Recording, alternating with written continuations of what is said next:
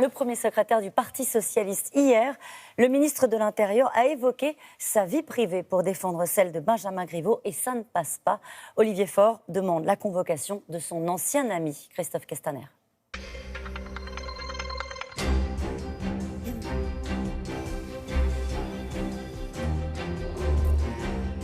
Bonjour Olivier Faure. Bonjour Caroline Roux. Je le disais hier le matin, le ministre de l'Intérieur a expliqué qu'il vous avait accompagné dans vos divorces, vos séparations. Il s'est dit étonné de vos leçons de morale sur l'affaire Griveaux.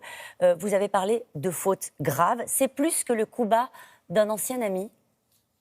Écoutez, la question qui est posée aujourd'hui, ce n'est pas une question d'anciens collègues. La question, c'est une question de principe. Ce n'est pas pour moi-même que je plaide. Je plaide simplement le fait que quand on est ministre de l'Intérieur, on ne peut pas, dans une démocratie, s'en prendre à un dirigeant de l'opposition et chercher à l'intimider par des insinuations sur sa vie privée. Parce qu'on est ministre de l'Intérieur ? Parce qu'on est ministre de l'Intérieur et parce que je suis l'un des chefs de l'opposition. Et que ça n'est pas possible.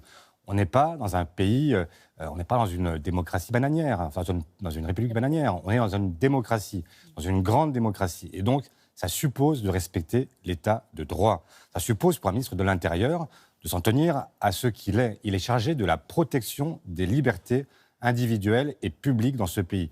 Il est chargé de la liberté d'expression et d'abord de celle de l'opposition. Et donc, ça suppose qu'il respecte ce pourquoi il a été nommé par le président de la République. Vous considérez que ça peut être une technique d'intimidation d'un leader de l'opposition ? C'est l'évidence.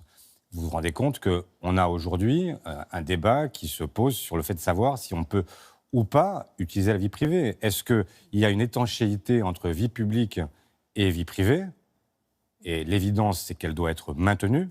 Et quand vous avez quelqu'un qui cherche par des insinuations douteuses, parce qu'en l'occurrence, je ne vois pas très bien ce qu'il pourrait me reprocher, mais je ne comprends pas qu'on puisse accepter, dans une démocratie, encore une fois, le fait qu'un ministre de l'Intérieur s'autorise à aborder ces questions-là, alors même que quelques jours plus tôt, c'est l'ensemble de la République En Marche qui expliquait qu'on ne peut pas toucher à la vie privée. Vous avez demandé qu'il soit convoqué par le président et qu'ils en tirent les conséquences. C'est plus simple de demander sa démission, non ? Moi, je ne suis pas là, étant en plus directement visé, je ne suis pas là pour demander quoi que ce soit, sinon alerter l'opinion publique, alerter le président de la République. C'est à lui de prendre la bonne décision. Est-ce qu'il a encore confiance ? Est-ce qu'il considère qu'on peut tenir cette mission de ministre de l'Intérieur dans ces conditions-là? Voilà. Pour le reste, moi, je ne suis pas là pour dire démission, pas démission, etc. Ça m'est complètement indifférent. Ce qui ne m'est pas indifférent, c'est qu'on est aujourd'hui un ministre de l'Intérieur qui se comporte comme un ministre de l'Intérieur. Voilà, c'est ça la question, la vraie question. La vraie question, est-ce qu'on s'entend, vous donner à demi-mot la vraie réponse, c'est que vous considérez qu'il n'est pas encore dans le costume de ministre de l'Intérieur ? Je considère que, et ce n'est pas très au-delà de la question qu'on a évoquée ce matin, puisque je vois y compris qu'il cherche à placer les choses sur un terrain personnel. Ce n'est pas une affaire personnelle, c'est une affaire de principe. Moi, je ne suis pas blessé comme il a cherché à l'évoquer. Ce n'est pas la question.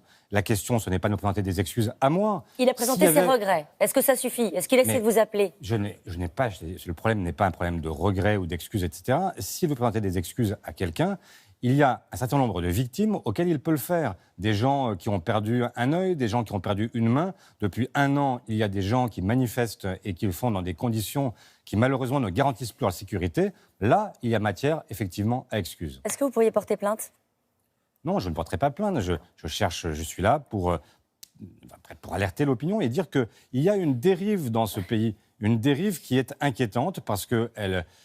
il y a des repères sur lesquels on doit... Notamment autour de la vie privée. Notamment autour de la vie privée. Est-ce que vous ne participez pas, vous aussi, à cette dérive, Olivier Faure, lorsque vous critiquez Christophe Castaner quand il a eu des photos de lui dans un cercle personnel, en expliquant que ce n'était pas digne d'un ministre de l'Intérieur de gérer, je vous cite, entre deux verres, le maintien de l'ordre, parce qu'on le voyait dans une soirée privée. Est-ce que ça, c'est digne et est-ce que ça place dans le débat politique, ce genre de phrase ? Mais ce qui n'était pas digne dans le débat public, c'est d'avoir un ministre de l'Intérieur qui se comportait autrement qu'un ministre de l'Intérieur. Là encore, moi, ce que je cherche... Il n'a pas le droit de boire des verres, un ministre de l'Intérieur ? Il a le droit de boire des verres. Il n'est pas obligé de le faire devant la terre entière. Il n'est pas obligé de le faire... Enfin, c'était... Dans un bar, une boîte ?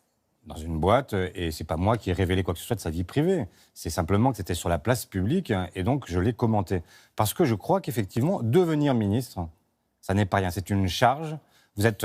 celui qui représente la République, qui l'incarne. Et donc, ça suppose, au moment même où vous êtes nommé, d'avoir un comportement qui soit un comportement qui ne prête pas derrière à commentaires. Mais quelle est la limite? Vous voyez bien, c'est compliqué. Vous avez dit à propos de Benjamin Griveaux, les membres du gouvernement doivent se tenir à distance des maîtres chanteurs en ayant un comportement exemplaire. Est-ce que vous pensez qu'on ne peut pas faire de politique si on n'est pas exemplaire dans sa vie privée?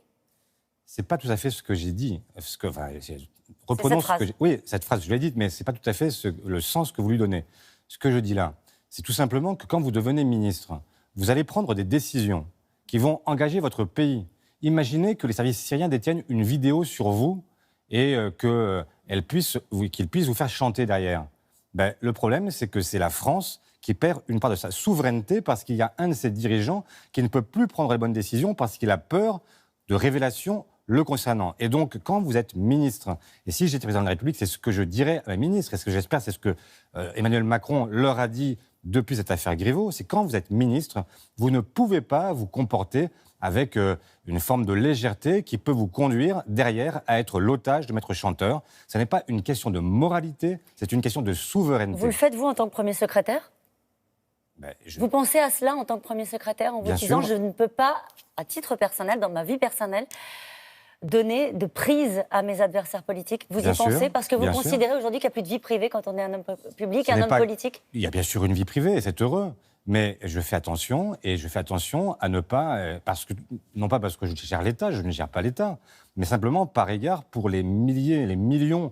la milliers de militants et les millions de Françaises et de Français qui nous font confiance et qui ne pourraient pas supporter le fait que demain, je me retrouve dans une situation qui pourrait leur porter préjudice à eux. Et donc, quand on gère la France, on fait attention à la gérer parce qu'on n'est pas simplement soi-même, on est devenu l'incarnation d'un pays. Et ça n'est pas rien.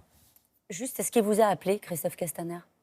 Il ne m'a pas appelé, mais c'est pas... Encore une fois, la question n'est pas une question... Je vois bien qu'il cherche à le placer sur un terrain personnel. Ouais. Ça n'est pas un terrain personnel. Encore une fois, c'est une affaire de principe. Moi, je ne suis pas... Enfin, honnêtement, ça va, je me porte bien et je n'ai absolument pas de raison de mettre à moyer sur mon propre sort. Ce n'est pas du tout la question. La seule question qui vaille, c'est est-ce qu'un ministre de l'Intérieur, en France, peut se comporter autrement que comme un ministre de l'Intérieur ? Et vous souhaitez qu'il soit convoqué, je le rappelle, par le président de la République, et ça n'a pas encore été fait. On parle des retraites. La CGT a claqué la porte des négociations, veut faire une conférence de financement alternative. Est-ce que la conférence initiale de financement prend l'eau ? Je pense surtout que cette conférence de financement est un grand marché de dupes, malheureusement. Et qu'on voit bien que pendant que la conférence de financement se tient, il y a un débat au Parlement, 2 débats qui devraient en fait se succéder. Et en fait, c'est un grand mélange, un grand n'importe quoi, où personne, en fait, n'a les clés. Et donc, on voit bien que la réalité de ce gouvernement, c'est qu'il a décidé de passer en force et qu'il ne respecte ni les partenaires sociaux, ni les parlementaires. En quoi il passe en force alors qu'il négocie au sein d'une conférence de financement ? Ça, c'est du passage en force ? De dire on va réfléchir ensemble aux moyens de trouver 12 milliards ?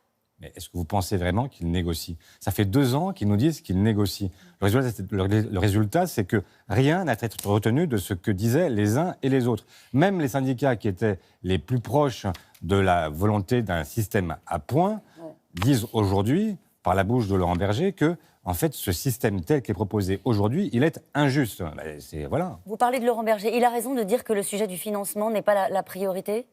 Lorsqu'on a appris qu'il faudrait 113 milliards, puisque c'est la dette cumulée d'ici à 2030 du régime des retraites, il a raison, il n'y a pas de problème de financement ? Il a raison de dire qu'il n'y a pas de problème de financement. La réalité, c'est que le trou de la Sécu sera comblé en 2024, que le système est à l'équilibre, et je ne vais pas rentrer dans la technique, mais en 2040, et que nous avons largement, à partir de 2024, les ressources pour pouvoir combler ces déficits au fur et à mesure, que c'est un déficit provisoire, et donc il n'y a pas de question de financement.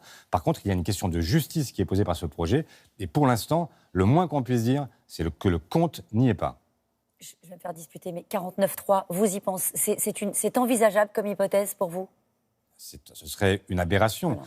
On est sur un texte qui a fait l'objet d'un consensus au moment de la libération, et donc on ne peut pas, sur une des bases du modèle français, passer en force. Merci beaucoup, Olivier Faure.